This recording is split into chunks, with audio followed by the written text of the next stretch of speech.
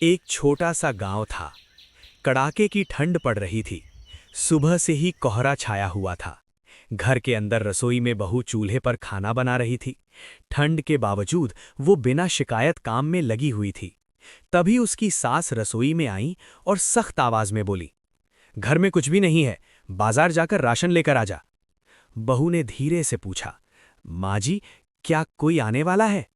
सास ने चेहरे पर खुशी लाते हुए कहा, हाँ, मेरी बेटी और दामाद आने वाले हैं, बच्चों के साथ। ये सुनते ही बहू का चेहरा उतर गया। वो मन ही मन सोचने लगी, इतनी ठंड में कौन किसी के घर जाता है, और फिर सारा काम भी मुझे ही करना पड़ेगा। फिर भी वो कुछ नहीं बोली।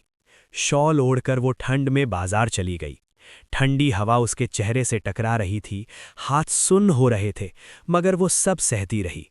बाजार से राशन लाकर वो घर पहुंची और एक बड़े से पतीले में खाना बनाने लगी।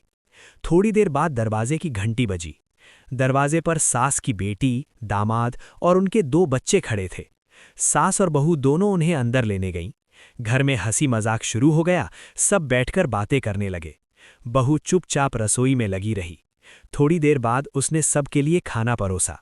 सब लोग मजे से खाने लगे। तारीफें भी हुईं, लेकिन बहू की मेहनत को किसी ने नहीं देखा। खाना खत्म होने के बाद सास, ननद और दामाद बातें करते रहे। बहू अकेले बर्तन धोने लगी। ठंडा पानी हाथों में चुभ रहा था।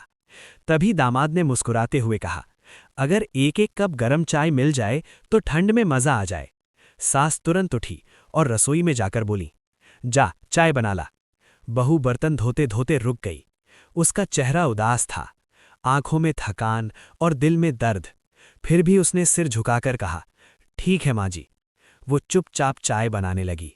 उसकी खामोशी ही उसकी सबसे बड़ी मजबूरी थी। Hello everyone, welcome to my channel. Please like, share and subscribe for more.